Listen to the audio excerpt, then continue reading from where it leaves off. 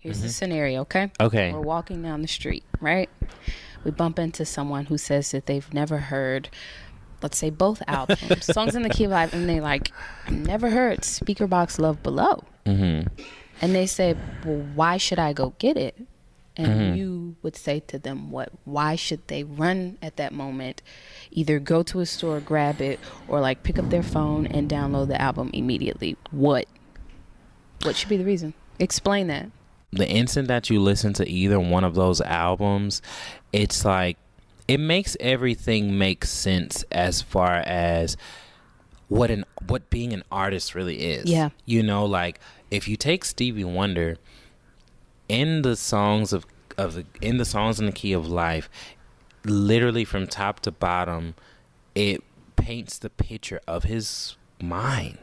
You know, like it's like he introduces by way of song, this is literally how I live every day. This is what I conceptualize. This is what I create. This is my creation, my intellectual property. Right, you know? right.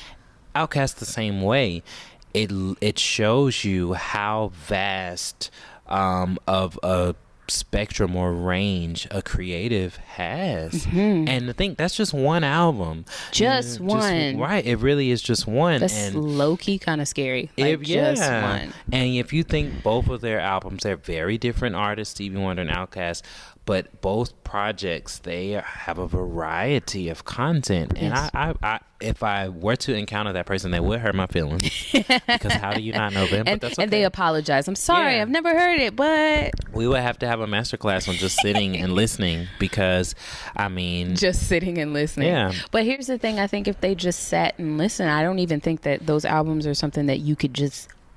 I think it would...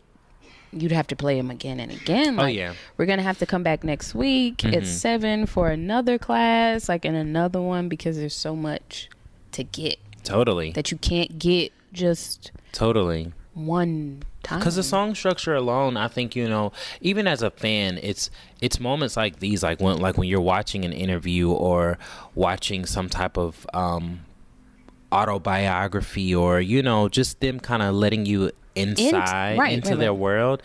You'd be like, wow. Like, it goes from just being, man, that's a good song, to wait, it actually triggered this type of feeling. And that's why I kind of always act this way when I hear the song. And it's like, there are musical geniuses. Like, you have to have the perfect marriage of lyrics to sounds. You know, even if you're not as deep to chords and what type of instrumentation, it's all got to come together. The sound of it has so much power and impact on a listener.